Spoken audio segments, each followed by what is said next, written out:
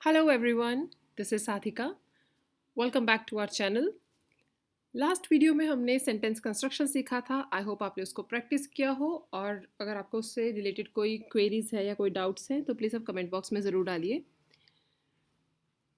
And अगर आपने वो वीडियो मिस कर दिया है तो उसका लिंक आपको भी स्क्रीन पर मिल जाएगा and I will also add that to the description box below.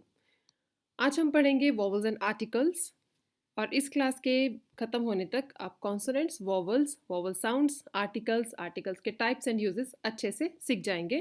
And I assure you अगर आप इस वीडियो को फॉलो करते हो तो आर्टिकल्स में you will never make a mistake.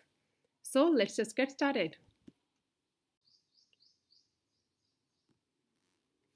This are English alphabet, the base of the language. आप देखोगे यहाँ मैंने कुछ अल्फ़ाबेट को बोल्ड एंड हाईलाइट किया है और कुछ को ब्लैक ही छोड़ा है। इसका मतलब ये है कि हमारे पास इंग्लिश में दो तरह के अल्फ़ाबेट होते हैं। जैसे हिंदी में हमारे पास स्वर और व्यंजन होते हैं, बिल्कुल उसी तरह इंग्लिश में कॉन्सोनेंट्स एंड वॉवल्स होते हैं। अभी ये 5 वॉवल्स होते हैं इंग्लिश में, ए, ई, आई, ओ एंड यू।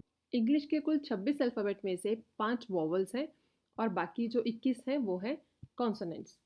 और इन वॉवल्स को यूज़ करके हम 10 तरह के साउंड क्रिएट कर सकते हैं जो कि हैं अ, आ, ई, उ, ए, ओ, औ। इन साउंड्स को हम वॉवल साउंड्स कहते हैं। ये मैंने हिंदी से लेकर यहाँ पे क्लैरिटी के लिए ऐड किया है स्लाइड में। अदरवाइज़ भी ये साउंड्स जो है वो सेम ही होते हैं। एक इम्पॉर्टेंट जो बात यहाँ पे नोट करने वाली है वो ये कि हम साउंड्स क्यों कर रहे हैं। जब हम आर्टिकल सॉल्व करते हैं तो हम जिस वर्ड के पहले आर्टिकल लगाना है उसका कॉन्सोनेंट या वॉवल नहीं बल्कि कॉन्सोनेंट या वॉवल साउंड जो है उस वर्ड के स्टार्टिंग के अल्फ़ाबेट का, फर्स्ट अल्फ़ाबेट का जो साउंड है उसके अकॉर्डिंग हम आर्टिकल्स लगाते हैं। इसलिए आज सबसे पहले हमने साउंड्स किए, अब हम करेंगे article. So articles are used to give definitiveness to a noun or to distinguish between a specific or non-specific noun. तो आर्टिकल्स किसी भी नाउन का स्पेसिफिक होना या यूनिक होना या फिर नॉन स्पेसिफिक होना, मतलब कुछ खास ना होना, उसके बारे में बताते हैं। ये दो तरह के होते हैं, definite and indefinite. Definite articles किसी स्पेसिफिक या खास चीज़ के बारे में बताने के लिए यूज़ किए जाते हैं और इनडेफिनेट आर्टिकल्स आम या नॉन स्पेसिफिक चीज़ों के लिए यूज़ करते हैं हम। जैसे अगर आप कहते हैं कि आपके पास एक किताब है तो वो कोई ख़ास बात नहीं है क्योंकि किताबें दुनिया में बहुत सारी हैं, बहुत सारे लोगों के पास किताबें होती हैं, तो आपके पास भी एक किताब होना कोई बड़ी बात नहीं है। तो वो इनडेफिनेट आर्टिकल रहेगा क्योंकि वो स्पेसिफिक चीज़ नहीं बता रहा, कोई ख़ास बुक की बात नहीं कर रहा। और बाद में अगर आप बोलते हैं कि आपके पास वो किताब है जो आपको लेट्स से इनाम में मिली थी, अब आपने उस बुक के साथ एक स्टोरी ऐड कर दी। अगर आपके पास 50 बुक्स है उसमें से एक बुक ऐसी है जो आपको इनाम में मिली थी तो वो बुक जो है अपने आप में खास हो जाती है। तो वो एक स्पेसिफिक बुक है जिसको हम बोलने से पहले डेफिनेट आर्टिकल लगाएंगे उसके आगे। आई होप ये इतना क्लियर है। इनडेफिनेट आर्टिकल्स, इंडेफिनिट आर्टिकल्स में हमारे पास दो तरह के आर्टिकल्स होते हैं, ए और an. A is use before a singular noun starting with the consonant sound. दो कंडीशंस हैं, एक तो जो नाउन है जिसके आगे हमें आर्टिकल लगाना है वो सिंगुलर होना चाहिए, दैट मीन्स वो एक ही होना चाहिए, एक से ज़्यादा नहीं। और कॉन्सोनेंट साउंड होना चाहिए। हमने वॉवल साउंड्स किए, आ, ई, ये सब हमने 10 साउंड्स किए थे, इनमें से कोई साउंड नहीं होना चाहिए, तब हम उसके आगे ए लगा सकते हैं। ठीक है, जैसे अ यूनिफॉर्म, यू, यूनिफॉर्म का यू जो है वो कॉन्सोनेंट साउंड है, वॉवल साउंड्स में नहीं था। अ बॉक्स, बॉक्स का ब, वो कॉन्सोनेंट साउंड है। लाइकवाइज एन की बात करें तो सेकेंड इंडेफिनिट आर्टिकल है हमारा। ए और एन दोनों का रोल सेम है, दोनों सिंगुलर नाउन्स के पहले यूज़ किए जाते हैं और इनमें फ़र्क सिर्फ इतना है कि एक कॉन्सोनेंट साउंड्स के पहले आएगा और एन वॉवल साउंड्स के पहले आएगा। जैसे an English man, English E sound है जो कि वॉवल साउंड्स में था। एन अनडन टास्क, अनडन अ की आवाज़ है अन, राइट, तो फिर अ जो है वो वॉवल साउंड्स में था, इसलिए जब वर्ड को बोलेंगे या बोलते ही पता लग जाएगा कि उस पर कौन सा आर्टिकल यूज़ किया जाना चाहिए। तो कंडीशंस आपको दो ध्यान रखनी है कि एक तो नाउन जो है वो सिंगुलर होना चाहिए और दूसरा कॉन्सोनेंट या वोवल साउंड, उसके अकॉर्डिंग आप अपना जो भी आपका आर्टिकल है वो आप इजीली लगा सकेंगे। अब है डेफिनेट आर्टिकल द। द का यूज़ सिंगुलर एंड प्लूरल दोनों नाउन्स के पहले होता है।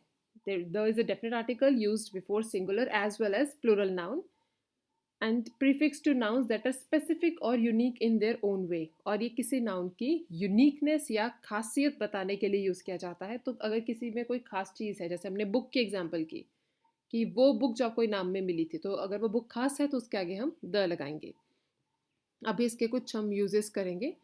सबसे पहले है होली बुक्स। हम अपने रिलीजियस किताबों के नाम के आगे द लगाते हैं क्योंकि उनमें खास चीज़ क्या है कि वो यूनिक है उनके जैसी। और ग्रंथ चाहे बहुत सारे होंगे, लेकिन हर ग्रंथ अपने आप में खास है, उसके जैसा same content, same stories, same values या जो भी उसमें कंटेंट दिया है वो किसी और बुक में नहीं होगा। ठीक है, तो वो स्पेसिफिक बुक है, इसलिए उसके नाम के आगे द लगाया जाएगा।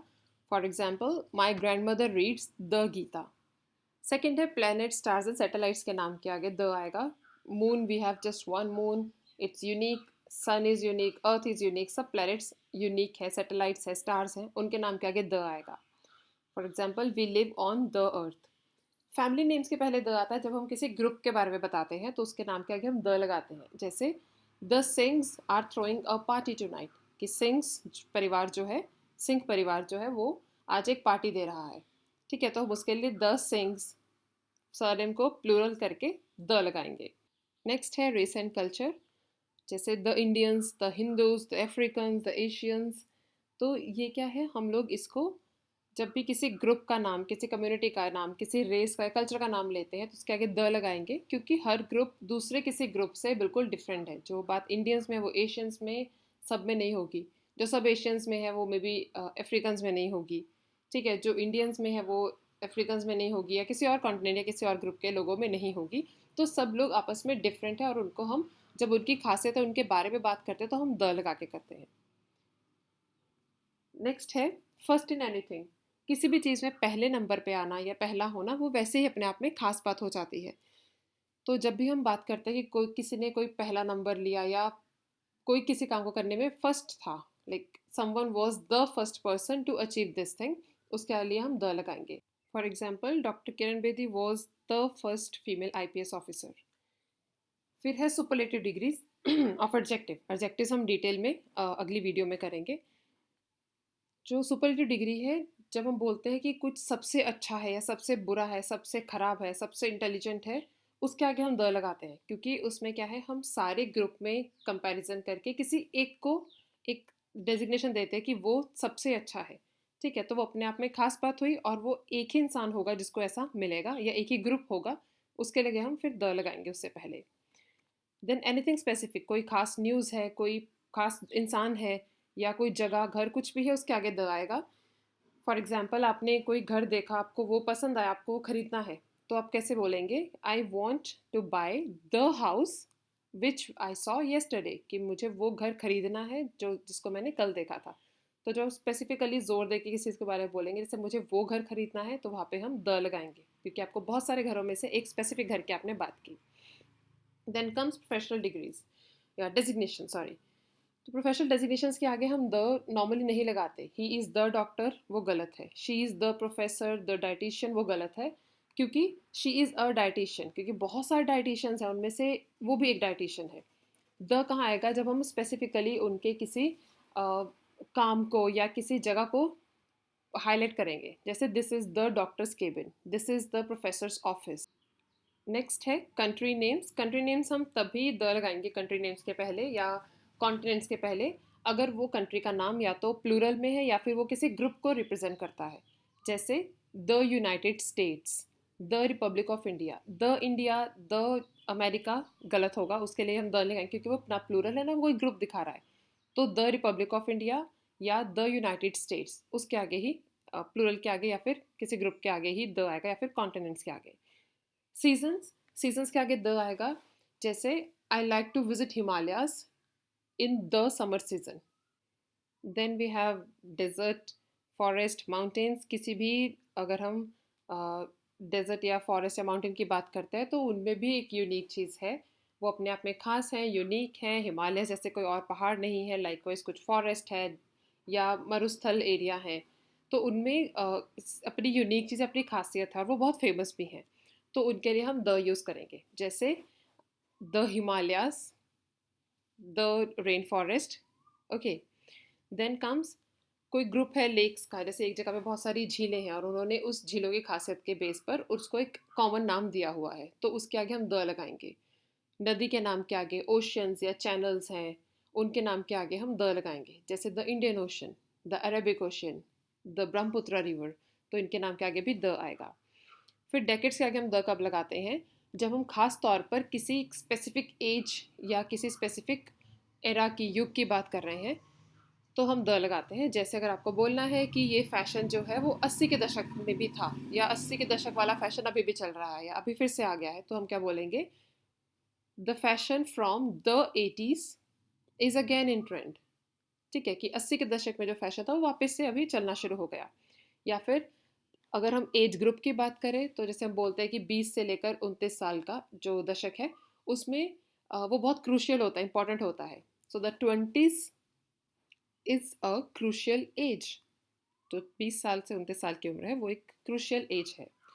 डायरेक्शंस एंड पोल्स के आगे हर डायरेक्शन जो है नॉर्थ ईस्ट साउथ वेस्ट, और पोल्स हैं north pole and south pole, तो इनके नाम के आगे भी द लगाया जाएगा।